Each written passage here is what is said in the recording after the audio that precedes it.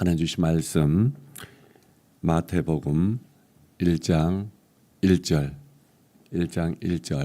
다시 한번 또 한 목소리로 읽습니다. 시작.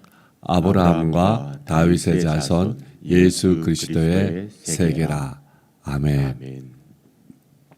우리 하나님과 또 서로에게 힘차게 사랑을 고백하며 선포합니다. 하나님 목숨 다해 사랑합니다. 내 몸처럼 사랑합니다. 아멘.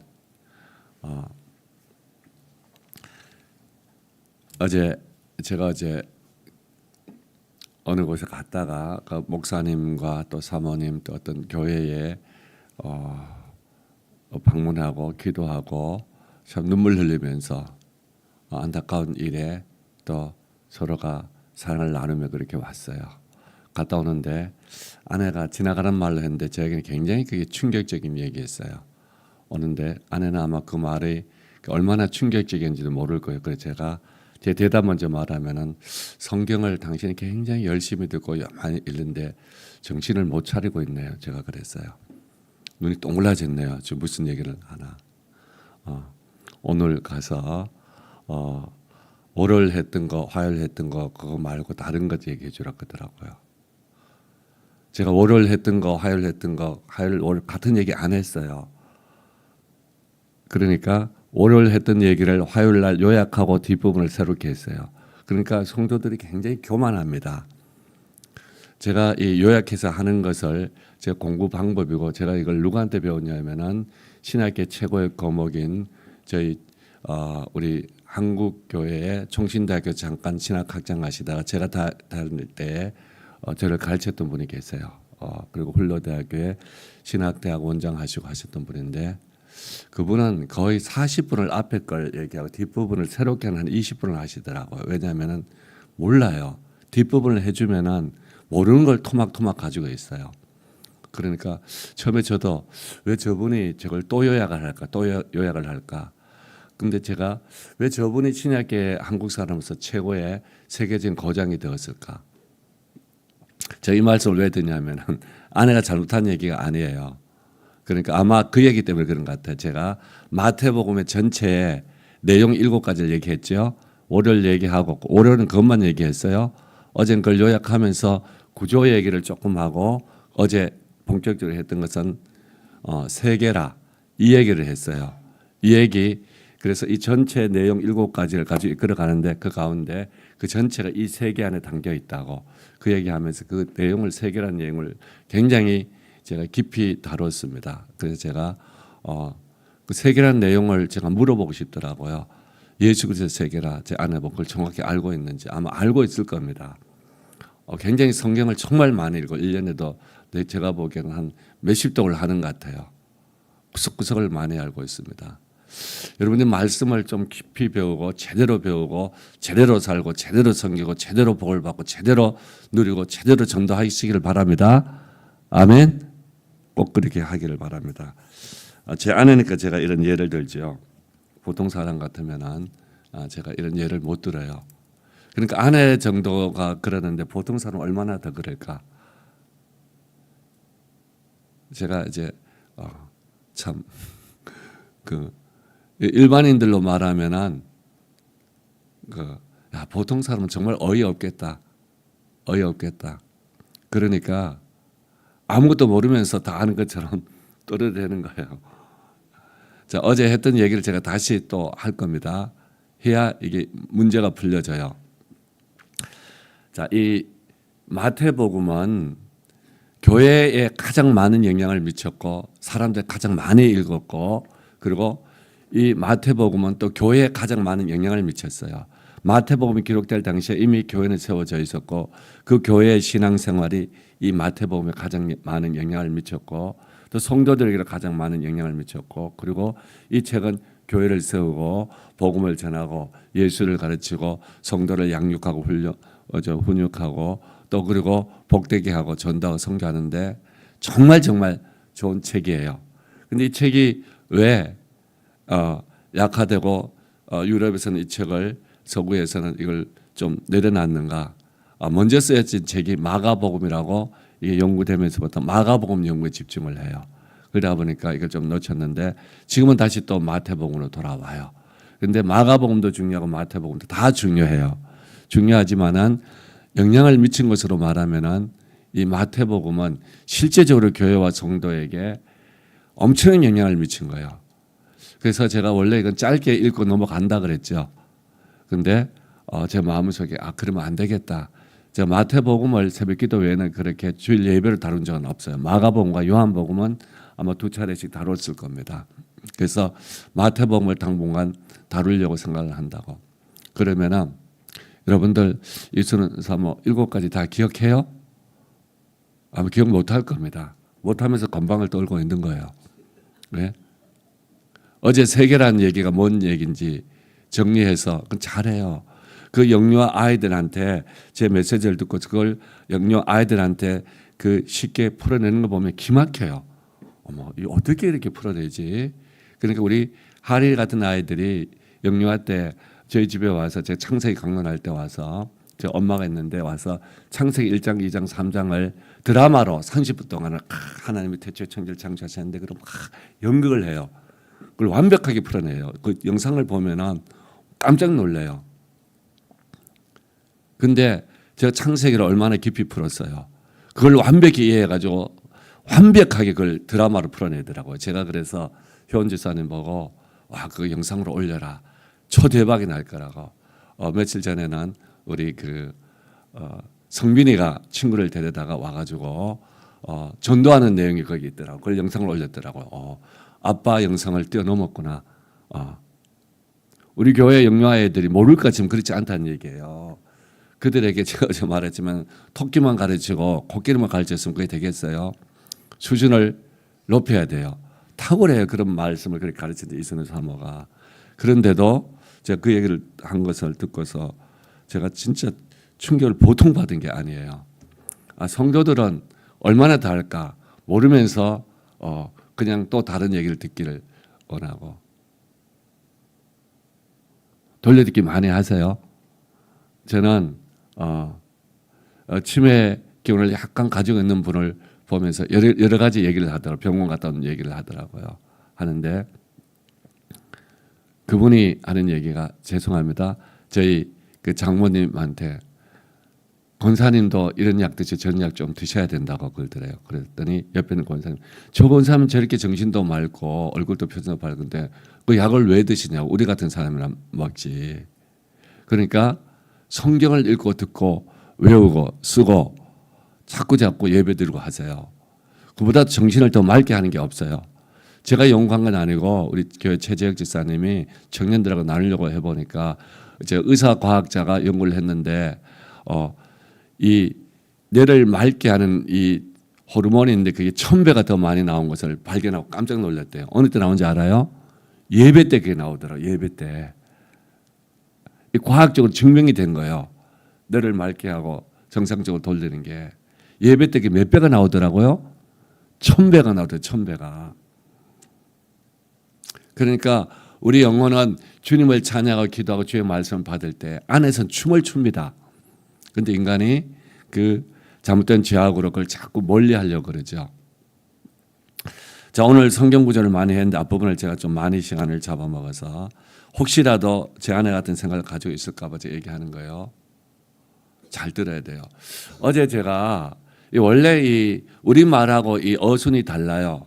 헬라하고 히브리 영어는 원래는 이게 비블로스, 게네시오스 그래서 이렇게 나옵니다. 그게 뭐냐면은 그 게네시스의 책이란 뜻이에요. 그러고 나서 그 다음에 예수 그리스도스, 예수 그리스도스가 나와요. 그 다음에 다윗의 자손, 아브라함의 자손 뒤에 나와요. 우리는 이제 그게 설명하는 방법이 다르니까 아브라함과 다윗의 자손, 예수 그리스도 세 개라.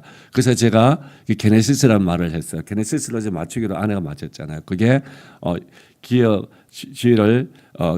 G로 발음하면 제네시스 되면 우리나라에 있는 현대 자동차가 되죠. 현대 자동차가 그 성경의 이름을 많이 넣어요. 그랜저, 그 영광이라는 이름도 거기 나오고 많이 합니다. 그 소나타라는 것은 제 친구가 저희 삼성에 있을 때에 그 삼성의 뭐 제품 이름을 만드는데 뭐로 지었으면 좋겠는지 아내한테 물어보더라고요. 그래서 그때 소나타라는 음악적인 요소잖아. 소나타 음악의 요소예요.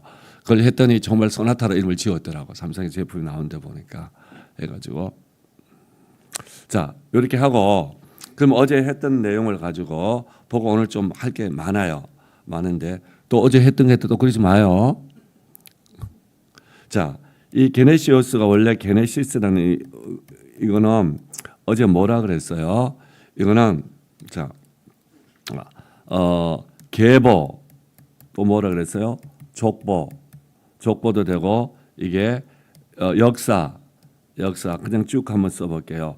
그다음에 계보는 요거 먼저 합시다. 기원 시작 그다음에 역사 그다음에 스토리. 근데 이걸 더 크게 하면 뭐라 된다 그래서 이야기라는 이야기인데 이게 좀 더 크게 보면 시대란 얘기예요. 그 사람의 계보, 그 사람의 시대, 그 사람의 기원, 그 사람의 시대, 그 사람의 역사, 스토리 이런 뜻입니다. 이런 뜻인데 이 시대에 대해서 이걸 이렇게 설명한 단어가 이 게네시스가 한번 나와요. 나오는데 마태복음 19장 28절을 한번 찾아볼게요. 19장 28절. 오늘 이거 굉장히 중요한 거 어제 걸 얘기 안 하면 오늘 못 풀어가요. 제가 그냥 토막 주제 설교를 해가지고 뭐 여러분 잘 사십시오. 그런 설교하는 게 아니에요. 성경 제대로 배워가지고 제대로 잘 사시기를 바랍니다. 아멘. 한번 읽어볼게요. 시작. 예수께서 가라사대 내가 진실로 너희에게 이르노니 세상이 새롭게 되어 인자가 자기 영광으로 보좌에 앉을 때에 나를 쫓는 너희도 12 보좌에 앉아 이스라엘 12지파를 심판하리라. 너희들도 이제 왕권을 행사한다는 얘기죠. 근데 여기서 뭐가 나오냐면은 세상이 새롭게 되어 요 단어가 나옵니다. 이게 팔린 게네시아라는 단어예요. 팔린 게네시아. 이제 저걸 띄워줘 보세요. 여기로요. 여러분이 뭐 헬라어를 몰라도 괜찮아요. 게네시아 이게 뭐냐면은 새 시대예요. 새 시대. 그러니까 어제 제가 이 말씀을 드렸죠. 마태복음 1장 1절은 계보라는 뜻도 있어요. 예수 그리스도의 계보도 있고 그리고 1장 전체를 요약하는 말씀도 되고 그보다는 더 크게 보라 그랬죠. 뭐라고요? 마태복음 책 전체의 주제자 전체 책 제목이라 그랬죠. 그러니까 마태가 기록한 복음을 여러분 마태복음 책 이름을 붙이면은 우리 마태복음 그러는데 뭐라고 그런다고요? 어제 제가 그 얘기를 했죠. 1장 1절이라고. 그러니까 아브라함과 자에서 자는 예수 그리스도의 세계라. 이게 마태복음이 뭐라고요? 책 이름이에요. 책 이름. 그럼 거기서 나오는 이 게네시아 이게 무슨 뜻인지를 알아야 돼요. 이 안에 다 들어있단 말이에요. 팔리다는 얘기는 새 시대로 우리 성경에 했잖아요. 세상을 새롭게 한다고. 새로운 세상. 그러면은 자 이게 보세요. 자 예수의 계보 족보를 통해서 예수로 시작해서 예수로 역사가 쓰여지고 예수의 이야기를 통해서 뭘 열어간다고요? 새 시대를 열어간다고. 우리는 이걸 이렇게 말합니다. 자 새롭게 새 회복이라 쓰고 새롭게 예수를 통해서 어떻게 해요? 전부가 새롭게 되는 새 창조라 그래요. 어느 게 맞는지는 두 가지 다 맞아요. 신학자는 이걸 가지고 싸우지만은 이 시대가 열려진다는 시대가. 이 시대가 열려지는데 이 시대는 어떻게 열려지는가? 모든 구약의 것과 이 인류사의 모든 것을 끝냈다는 얘기는 다시 뭐라 그랬어요? 이것은 새로운 시작이라 그랬죠. 시작. 새 회복, 새 창조. 이 일을 일어나기 위해서 우리는 이걸 가지고 새롭게 일어나는데 이걸 구속구원이라 그래요.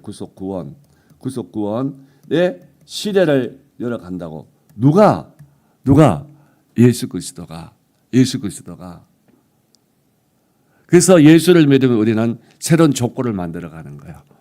우리는 새로운 역사를 써가는 거예요. 새로운 시작을 가져가는 거예요. 그러니까 어제 어떻게 살았든지 내 족보가 세상 족보 어떻든지 관계없어요. 새로운 종말의 새 구속, 새 구원의 시대를 열어갑니다. 아멘. 그게 새 회복의 시대고 새 창조의 시대예요. 우리는 이걸 가지고 뭐라 그러냐면 이걸 가지고 우리는 이렇게 말합니다. 자, 이걸 가지고 꼭꼭 지켜야 된다. 그죠? 이걸 가지고 이걸 가지고 우리는 뭐라 그러냐면은 복음이라 그래요. 뭐라 그래요?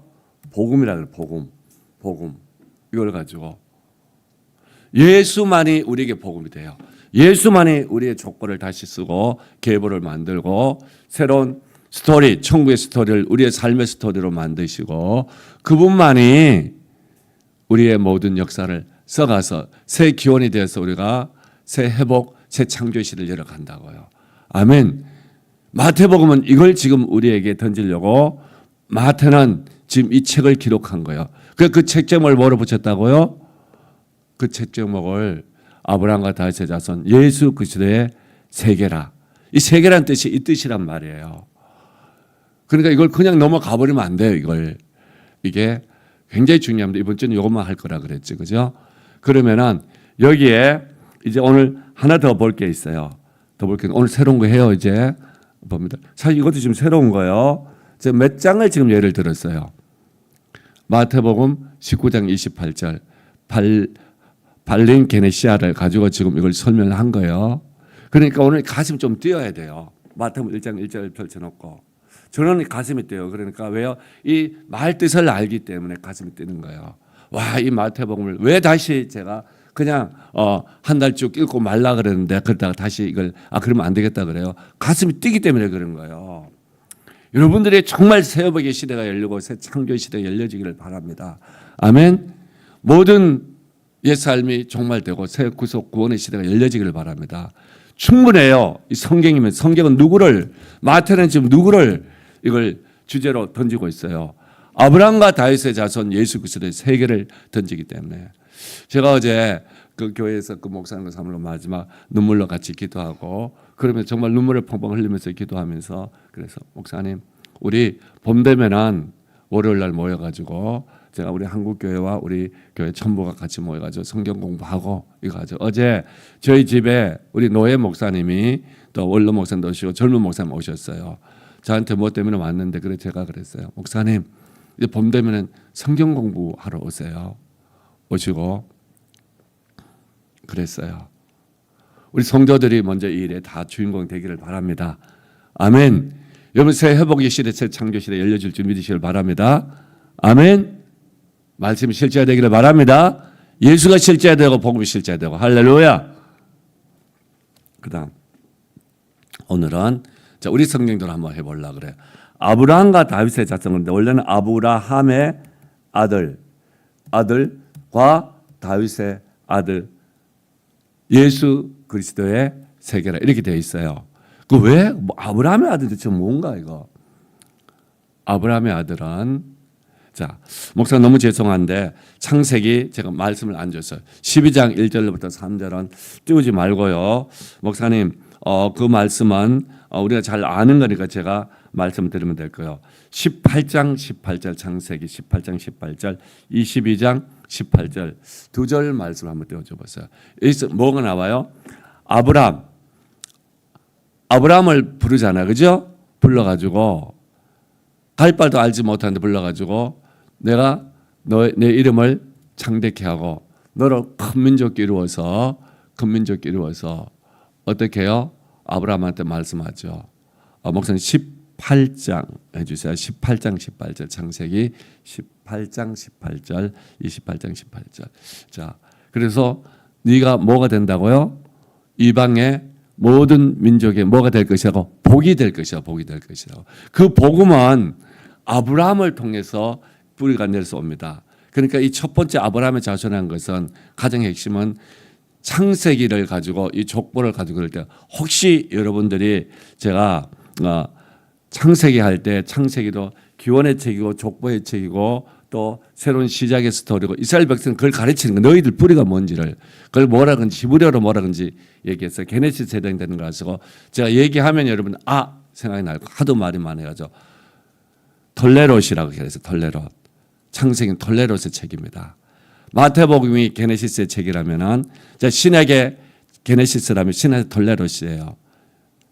자 그러면은 톨레도 히브리 말로 톨레도시에 게네시스에 해당되는 것이 자 그러면은 아브라함을 통해서 모두가 복을 받게 된다는 얘기예요. 누가 복을 받아요? 유대인들만 복을 받을까요? 누가 천하 만민이 복을 받는다고.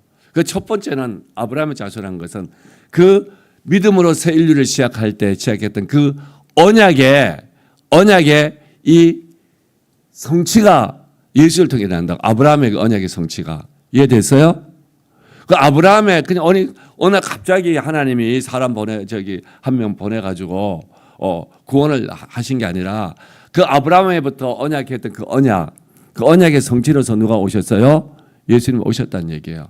오셨는데 자, 이 마태복음의 대상자에 대해서 제가 얘기해서 대상자는 일반 책에 보니까 유대인에가 딱 못을 박아 놨더라고요. 그 제가 이 순서 한번 또 물어볼게요. 그 7가지 중에서 제가 특수주의와 무슨 주의 그랬어요? 보편주의. 그러면서 유대인에 왔다고 예수님도 말씀해요. 내가 유대인을 위해서 왔다고. 그렇지만 예수님은 거기서 뭘 얘기해요? 만민에게 가서 온 세상에 복음을 전하라고. 보편으로 나가요. 그런데 유대인들이 어떤 생각을 하냐면 우리는 아브라함의 후손이라고. 다른 사람은 전부가 하나님의 복을 못 받는다고. 그런데 예수님은 이 아브라함의 후손으로 아브라함의 언약으로 성취자로 오셨는데 내가 너희를 통해 가지고 특수하게 너희를 선택했는데 너희를 통해 가지고 뭐 하려고 그래서 창세기 벌써 나와 있어요. 그러니까 그 유대인들이 창세기를 해석을 못 하는 거예요. 아브라함을 통해서 뭐 강대한 나라고 어디예요? 천하 만민이 너 때문에 복을 다 받도록 모두에게 네가 복음을 전해야 된다는 얘기예요. 아멘. 자, 창세기 12장부터 온 세상이 너 때문에 복을 받고 네가 온 세상의 복이고 18장 18절에 천하 만민 너를 통해서 복을 받는다고. 아멘. 그러니까 이 유대인들이 생각했던 그 아브라함의 후손하고는 예수님은 맞아, 내가 유대인들에게 복음 전하기 위해서 내가 너희를 구원하기 왔어. 그러나 그건 시작이고 너희들 어떤 세계를 이루어야 된다고? 만민에게 복을 받게 하는 그 세상을 이루어야 된다고. 아멘. 유대인들 너희 생각이 이제 바리새인 네 생각이 틀리다는 얘기예요. 네가 보는 구약이 틀리다는 얘기예요. 예수님이. 그래서 성경을 제대로 가르쳐 주시는 거예요. 자, 28장 28절 한번 볼게요. 저기까지만 합시다. 여기까지만 해도 충분히 됐네요. 됐고요. 그 다음에 마태복음을 한번 가볼게요. 마태복음 18장, 마태복음 8장 11절로부터 12절. 자, 이 아브라함의 아들 첫째는 자, 아브라함의 뭘요? 언약의 성취자로 이게 예수님이 오셨고 또 하나는 이걸 아들은 상속자라 그랬죠. 언약의 성취자로 오셨고 이게 잘 안 뜨네. 제가 썼는데 두 번째는 아브라함의 아들은 유대인들 너희들이 생각하는 유대인이 아니라 너희들은 내가 너희들한테 온 것은 너희들을 통해서 온 천하 만민이 뭘 받게 하려고? 복을 받게 하기 위해서 왔다는 얘기야. 복을 받게. 그러면은 마태복음에서 유대인들이 거절했던 그 예수를 이방인들이 받아들일까 안 받을까요? 수없이 받아들인 내용이 나와요. 그걸 위해서 자꾸 이방인인 누가 뭐 했다는 게 나오는 거예요. 누가 예수를 복 받았다는 얘기가 아니라 그 복의 통로되는 그 원뿌리를 살려가지고 와서 거기서 복을 받게 만드시는 거예요.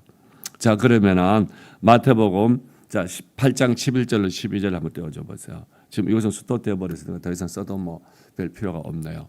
자, 11절 읽어볼게요. 시작. 또 너희에게 이르노니 동서로부터 많은 사람이 이르러 아브라함과 이삭과 야곱과 함께 천국에 앉으려니와.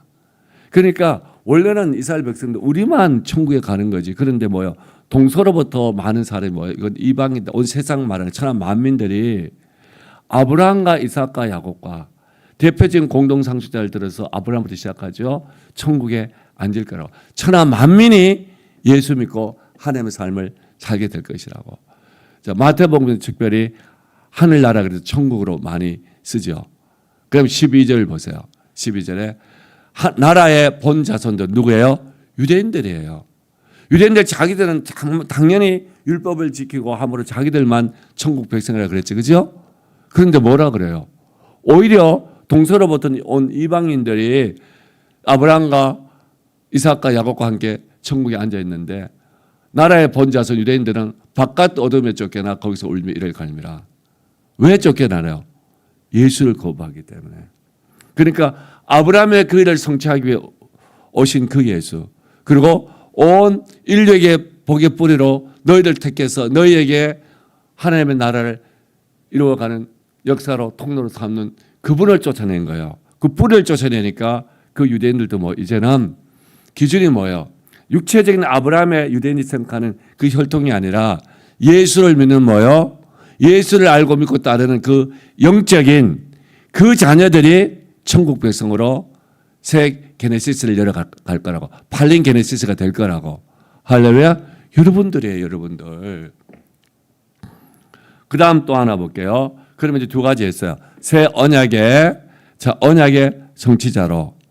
아브라함의 두 번째는 아브라함이 복이 어디라고요? 만민에게, 천하 만민에게, 온 세상에 복이 되는 거. 너희들이 온 세상의 복이라고.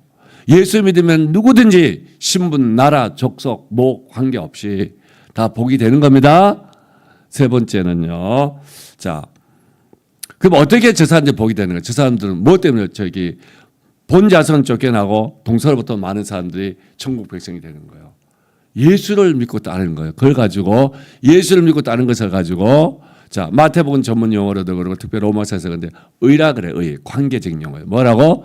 의. 어떻게 해야 되는 거예요? 예수를 믿고 따르는 것을 우리는 성경의 전문 용어로 우리가 말해서 믿음이라고 그러잖아요. 뭐라고요? 믿음. 세 번째는 믿음으로 예수를 믿음으로 의롭게 되는 그 백성들이 복을 받고 새 시대를 열어가는 그 책이라는 얘기예요. 아멘. 이해되셨어요? 한 구절 더 볼게요. 마태복음 3장 9절에서 10절. 마태복음 3장을 한번 떼어줘 볼래요? 3장. 마태복음 3장 읽어볼게요. 시작. 속으로 아브라함이 우리 조상이라고 하지 말라. 우리는 아브라함의 육체적인 혈통이니까. 근데 사실은요. 이게 필로라는 사람이 On the Vultures라는 그 책에 보면은 1세기에 벌써 유대인들이 이런 생각을 해요. 아브라함은 이방인인데 이방인으로서 유대교였는데 유대교를 시작했는데 아브라함은 자기들의 조상이자 그러면서 유대교의 개종자라고. 사실 맞죠. 진짜 아브라함은 뭐예요? 유대교에서 멀어요. 그리스도교로 개종한 사람이 기독교로. 그 1세기에 그 필로가 그에게 책에 글 써요. 놀라운 일이죠. 사실 보면은. 자, 속으로 아브라함이 우리 조상이라고 생각하지 말라. 내가 너희에게 이르노니 하나님의 능히 이 돌들로도 아브라함의 자손들 되게 한다고.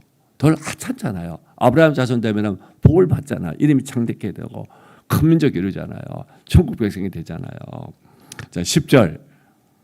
이미 도끼가 나무 뿌리에 놓였으니 좋은 열매를 맺지 아니하는 나무를 찍어 불에 던지우라. 그러니까 너희들 그렇게 육체적으로 형식적으로 예수 믿고 그렇게 참 하나님 믿는다고 해봤자 다 그거 이미 뭐 도끼가 나무에 찍혀 있다고. 너희들 심판받은 거야.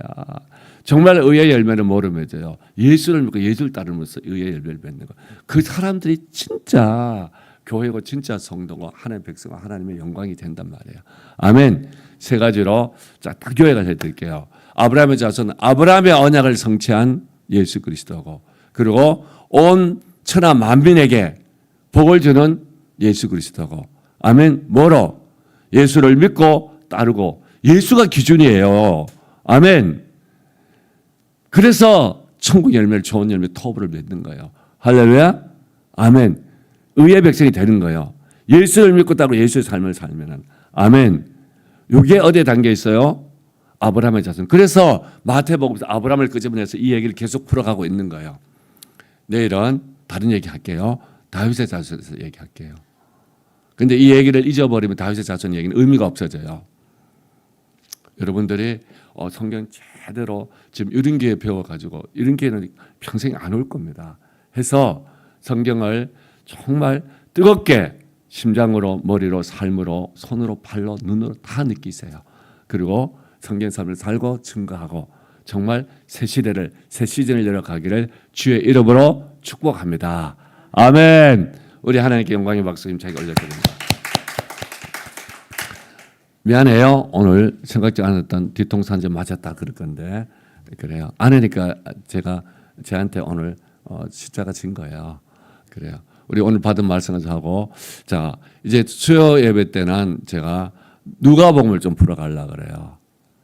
기도하세요. 제가 누가복음을 계속 읽고 저한테 몇 판에 이 대조표가 있다 그랬죠. 한글어 몇 개, 영어 한 열 몇 개, 헬라어 히브리어 있고 그리고 제가 읽는 책은 두꺼워요. 상하로 된데 한 권이 1,500페이지가 돼요. 그러니까 누가복음은 하는 3,000페이지예요. 책값도 8만 원 해요. 한 권당. 책값 굉장히 비싸더라고요. 우리 누가복음도 열심히 또 합시다. 아멘. 그러니까 사모처럼 저렇게 건방 떨면 안 돼요. 그래요. 그래서 높이 들고 주님 세 번 간절히 부르고 기도하면서 또 오늘 기도합시다. 주여, 주여, 주여. 주님